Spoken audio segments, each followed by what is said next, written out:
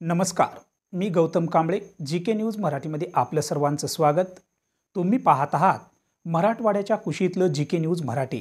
आता घेऊ विविध क्षेत्रातील राजकीय, सामाजिक, आर्थिक, कृषी आणि क्रीडा व तसेच शैक्षणिक विषयी घडामोडींचा आढावा.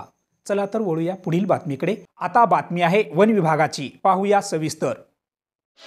रेल्वेच्या धडकेत एका वन्यप्राणी रोहीचा मृत्यू झाल्याची घटना दिनांक 12 जुलै रोजी सकाळी 11 वाजल्याच्या सुमारास उघडकीस आली आहे.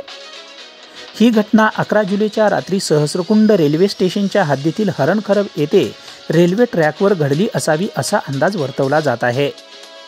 या घटनेची माहिती रेल्वे ट्रॅकला लागून असलेल्या शेतीतील एका शेतकऱ्याने दिली आहे.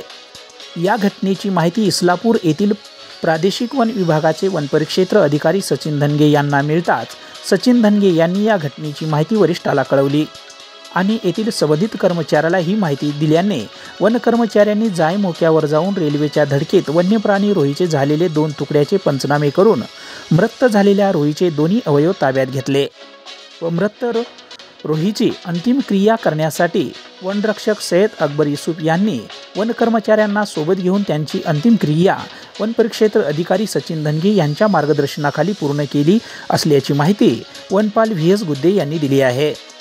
यावेळी वनरक्षक सय्यद अकबर युसूफ, वनमजूर लक्ष्मण राजाराम मेटकर, उत्तम शिररामे, लक्ष्मण मागिरवाड, हिराकांत दत्ता शिंदे, राजू गोविंद धुरपुडे हे उपस्थित होते. Bureau report, GK. News, Kinwat, Nanded.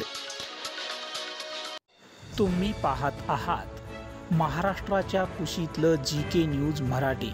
सात जनतेची, भूमी महाराष्ट्राची.